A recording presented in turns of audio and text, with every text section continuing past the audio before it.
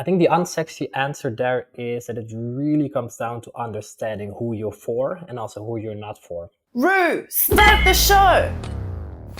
I'm Beatrice, your badass branding strategy girl, and welcome to the Art of Branding Badassery podcast. Rue expects your best branding game. You don't want to miss out on 95% of your audience, do you? Heck yeah, today we're talking about on-brand messaging for game-changing offers. And we've got on board a world-roaming entrepreneur who's recently hit the top 50 LinkedIn creator worldwide in sales and marketing. He's a fellow tattoo and gym enthusiast who's all about content, building cool stuff, and helping as many like-minded experts in the process. Meet the extraordinary Jessie Van Breugel. Thank you for joining. Well, that's a very interesting and exciting introduction. Also, thanks for properly pronouncing my very Dutch surname. It's always a challenge. I had the same thing with Pascal as well when she came on, and I was like, okay, let's get this right. We Dutch people, we have a very interesting way of saying certain letters. Something similar to German, I can imagine. A lot of people look at my last name and they're like, what? How do I pronounce it? Yeah, exactly. So I'm curious, how did you get into tattoos and being as passionate in the gym as you are? Oh, that's, I would say, we can spend an hour on that. But I would say in terms of tattoos, I was always, I would say, interested by tattooed people. Mm-hmm. I think I got my first tattoo when I was like 18 or 19. So I would say that's the first tattoo I kind of want to replace right now. But especially like the last 6 months, I've been busy with like filling up my arm and filling up my leg. So now it's just like, okay, I'm back into the flow. I think I spent like over 100 hours this year. So it's a healthy addiction / obsession. And I think it's just like a good way of like expressing or like just, I don't know, decorating the body that we've given. And so is gym. Like I used to be a very skinny kid. I'm not that tall compared to like most Dutch people. We're like the second tallest people in the world, but not me. I'm like 168. So at some point I was like, okay, I need to get less skinny. So let's go to the gym. And that's 12 years back. And that's become my mental outlet, one of my few hobbies. It's like working or working out. So it's either like being on my laptop or sleeping or eating or training. Yeah, I mean, I definitely find like it gives you a lot of clarity. And you just wrapped up a year of traveling through Costa Rica, Colombia. I know so many of us dream to travel while running our businesses. How have you found balancing coaching, content creation, jet setting? Like, what was your biggest surprise there? Yeah, so a little bit backside story. So I always loved traveling. I always like found really like a lot of interest in exploring other cultures, but also meeting people from not my own culture. So little side quest there. Like in primary school, like some of my best friends back then were like Turkish people because I was just fascinated by other cultures. So when I was like 23, 24, I had my first solo travels to South America. Yeah. And then by accident, I rolled into this digital nomad adventure, like early 2021, because we had like a global event, locking everyone up in their rooms. I was like, I can stay in my room and work as a solopreneur, or I can just say F it and just go someplace else. And I figured out that Costa Rica was one of the few places that was open back then. I found a co-working spot on the ocean, at the Pacific Ocean. And I was like, I literally looked at the map. I was like, how bad could it be compared to depressing Amsterdam? I was like, see you soon. So I booked like a one-way ticket. And 2 weeks later, I was walking on the beach. And I was like, this might be a very good decision. And that just got me into like 2.5 years of like traveling around, meeting amazing people. I would say just finding different like home bases worldwide. So I kind of like replace like the backpack life for now suitcase life. So I don't see myself anymore as like digital nomad, but more of like expat / world traveler, or just like where do I want to go? Where do I want to work from? Let's go there. What are the main things that you consider for each place when you're Mm-hmm. picking and choosing? Yeah, so I've got like a set of like criteria for myself, like 10 to 15 criteria. I'm based on like the phase of life I'm in, the more important. So currently I would say like access to like-minded people is important. Like good connectivity is important. Like not as much like, let's say, nature things or like spirituality aspects, which in the past have been like more important. So based on that, I rate a place. So like the last time I did that. It was like between Costa Rica, Bali, Medellin, and Amsterdam. I ended up in Medellin for 6 months. This was in the beginning of this year till like a month and a half ago, because based on what I needed at that point in life, like I was looking for a more entrepreneurial community around me, but I also want to have like the Latino or Latina vibes in terms of like the pace of life, which I really enjoy. So I picked that spot. So that's how I'm currently, because I quickly found out that like every place is kind of perfect. Depends on Yeah. what you're looking at. Like you can be all like in the super flow in like a small village in Holland if you just need solitude and nature around. But if you need like city vibes and social activity, but not much more like inspirational things, you can thrive somewhere else. So I just have this list for myself that every time that I want to like relocate, I just align it with, okay, what are the main priorities I have at this moment? What is the place that brings me closer to my quarterly goals or my year goals? And based on that, I can make a more mindful and strategic decision. Wow, that is incredible. I would definitely not mind to have a look at that list. So flipping the script, your headline on LinkedIn is better offer, better content, better clients, catching. Okay, I'm making the sound effect, but that's what I assume is the dollars. It's like a brand alchemy equation. Care to share a game-changing tip or strategy you found for getting better brand messaging or getting messaging on brand? Mm-hmm. Yeah, that's a very big question, but of course that's the reason why we're here today.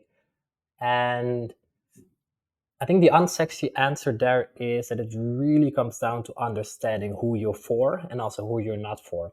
So I've been in the content creation game for 3.5 years now. The number of pivots I made is endless, but so is that of the people that are ahead of me, like the big creators I learned from and that I look up to. We're constantly pivoting, but the moment you find something of your direction, you get, okay, this is direction, and then I can pivot along that way. But I think in terms of like positioning and having like on brand messaging and offers for your ideal client, it's just like figuring out a lot of things. Like it's just like the unsexy answer of like trying more content, but really getting clear on, okay, what is the problem I'm solving for who?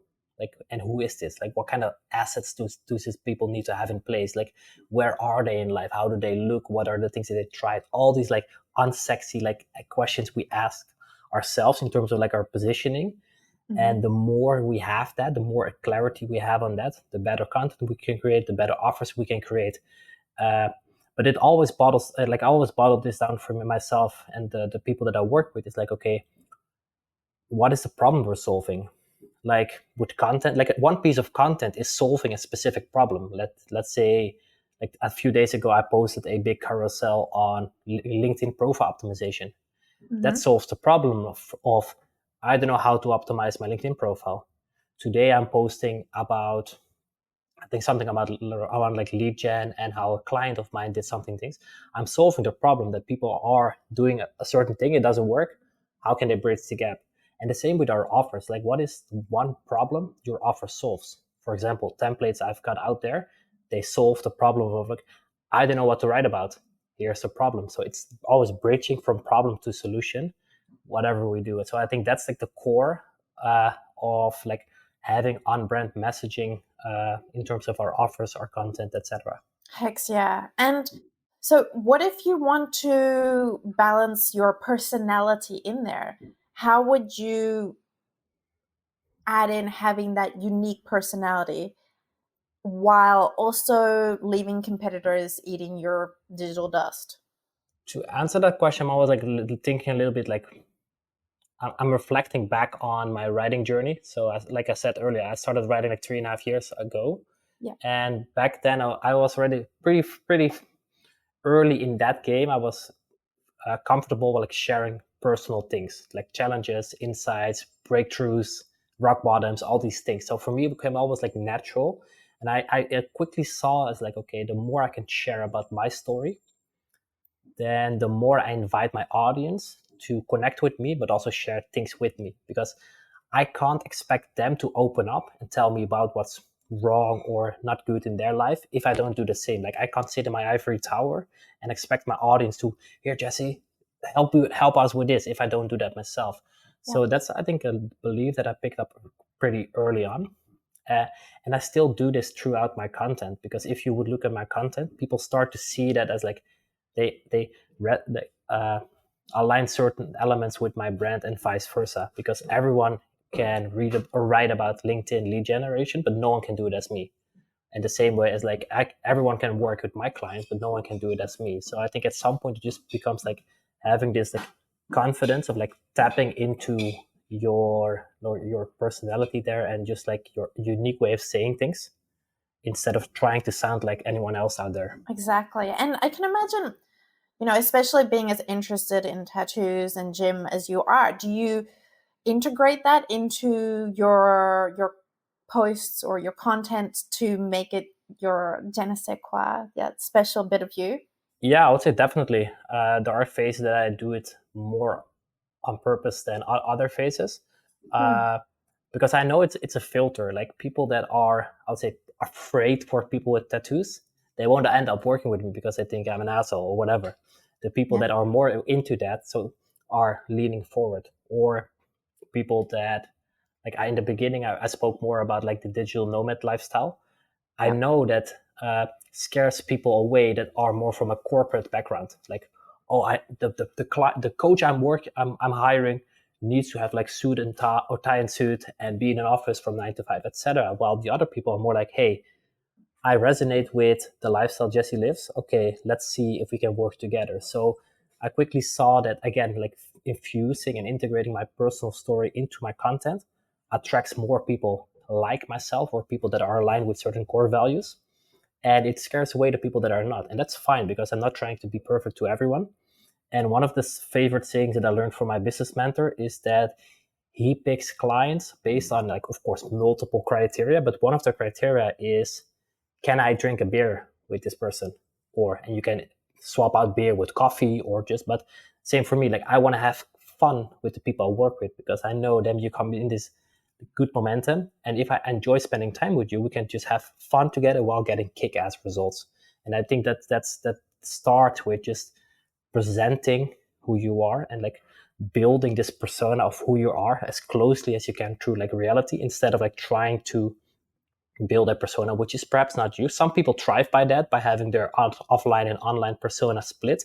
But I choose to, okay, how can I be most of myself and authentic, like through the content that I create. Exactly. And at the end of the day, having that split persona is it's not sustainable, right? So people get a shock when they meet you in real life, and you're not what they see or have been building up to, be it 3 months, 6 months, etc., of them looking at your content, them looking at how you present yourself online. So it's really interesting. So speaking of mistakes, what are some mistakes that you've seen people do almost every day in the content and sales game? I wouldn't necessarily see people or say that other people make them, because I think I made all the mistakes so far that are there, but that's how we learn, right? Yeah. I think, to keep it more personal, the mistakes I've made and I see others doing as or making as well is more like a shiny object syndrome, in terms of like products slash offerings slash services. So in the beginning, I was like, okay, I need to build this thing, or do this service and this service. So example there, like last year, August, I by accident picked up ghostwriting clients, because I was like, oh, it's aligned with what I'm doing in terms of like the one-on-one coaching. Turned out to be like a completely different like business model. So I ended up with a few ghostwriting clients, and then at some point I was like, okay, I don't know what to do. And that ended, or that resulted in that end of March, I said goodbye to two of my biggest retainer clients, because I was like, yes, it's money, but it's a distraction from my bigger purpose. And that was scary at first, but then March became my biggest month in business ever so far. So I was like, okay, at least the universe there got my back and supported me in that decision. But I think I see that with like a lot of creators doing that, hopping from project to offering to service, etc., constantly like trying to make something else work.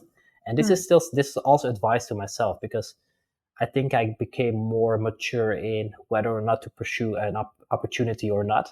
But still, sometimes I'm like, I think this is a distraction. So then I have to like course correct. And I think the other biggest mistake, which again is a easier one to solve, is not consistency. Because the number of people that I've seen rise to the top, relative top, of course, and just fall out of stage in the last 3.5 years is insane.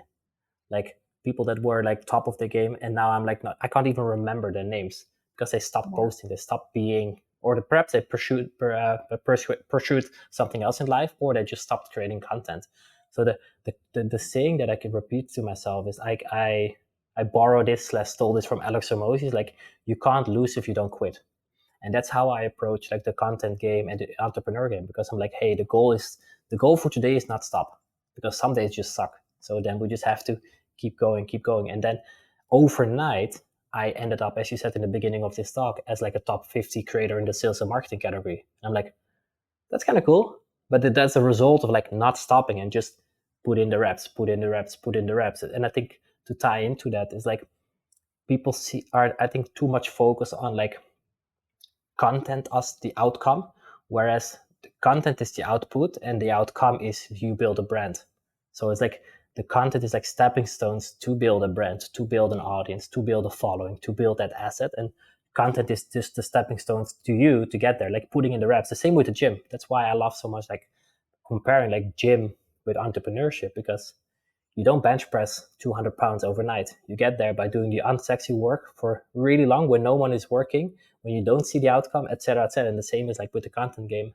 And it's interesting the link as well with the gym, where at least I've found where you're working out for a while and then you plateau before you start growing again. And I find like that does happen a lot with the content journey or the business journey. What do you think? Oh yes, 100%. And that's why like gym and like entrepreneurship are so aligned with me for myself, because again, like this plateaus, or like those days are like, yeah, they suck. Some days you don't want to train, you don't want to do the work. But I think I made the goal for myself really clear. It's like, the goal is not the outcome, but the goal is the output. So I can't control like the result of my training, but I can control that I go to the training or to go to the gym. And the same with business. Like, you don't want to write the post, or you don't want to do the outreach, or you don't want to optimize your offers, all these things. But you care about, okay, I need to get the client. Well, you get the client by doing work. You get the body by doing the reps and by going to the gym. So then in that case, would you say you're a hustle bro? A hustle bro? Yeah. I've never heard that term. I would say a gym bro back in the days, like with the stringers and like the weight shakes. Not as much anymore, but a hustle bro, like, yeah, perhaps if the definition is like, okay, you just put in the work and get to the outcome and to the result, then I think, yeah. Heck yeah. So there's one question that I ask everybody that comes on board here. And that question is, what is the biggest societal norm that you want to push back on and teach others about in general? Mm-hmm. The biggest societal norm that I would like to push back on, and I think what I've been doing since I was like early 20, is that you should live life by a certain like step by step or a certain blueprint. I think from an early age, like I said, like early 20s, or perhaps like late teens, I already had this like inner resistance against like, okay, at 24 you have to be this, at 25 you have to be this, at 26 you have to be this, and at 30 you have to be or get or XYZ, fill in the blanks. Of course, it's a little bit like culturally different. Like I'm from Europe, so there's perhaps a different like time frame than people in the US. But I think we can all relate to this societal pressure.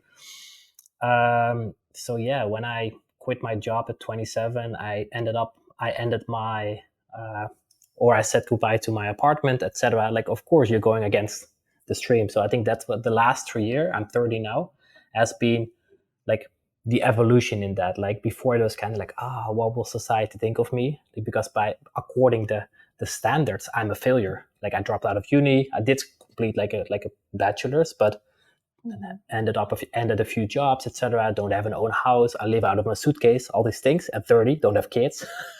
But I'm like, fuck that, because I'm building my path, because I know 5 years from now where it will be, or 10 years from now it will be. And that's something that I would say I push back on in like a more mindful way. Like before I was perhaps like young and let's say more stupid, then I was kind of like convincing others of my beliefs. And now it's much more like, hey, you got yours, I got mine. If you want to talk, we can talk, but I'm not going to convince you about something I believe, vice versa. Like you do you, I do me. But it's interesting for me. So I've got like 3 younger brothers, and they're all like more on like the traditional path. So it's interesting for me to just witness that, like, and not to judge in terms of like, okay, perhaps that's their path, because they look at me, they're like, hey, I can't do what you do. I'm like, well, I can do what you do. And it's good for society that with people like this, and we have people like this, because if everyone would be an entrepreneur and like solopreneur, different things will happen. If then everyone would be in a corporate job and not building things. Exactly. Definitely. There needs to be something for everyone, right? We can't all fit into the same box. Otherwise, we won't be different brands. Well, thank you again for joining, Jessie. How can people reach you? Yes, so I made it a bit easier for people to find me, especially on LinkedIn, because as we said in the beginning of this talk, my surname is hard to pronounce. So if people type in the first name Jessie and they follow the purple dot, they will always find mine, or not always, sorry, that's an exaggeration, but hopefully they will find my name. So Jessie Van Breugel on YouTube, on LinkedIn, on Twitter. And if people want to learn more about like how my courses or my cohorts work or my newsletter, they can go to premiumleadsystem.com. I write a lot about LinkedIn lead generation through email, and hopefully I can help people get better at social selling through LinkedIn, through content. Freaking love that. Thank you so much. And those details will also be in the episode description. And drop the questions, any questions you'd like answered about this show in the comments. And of course, stay badass.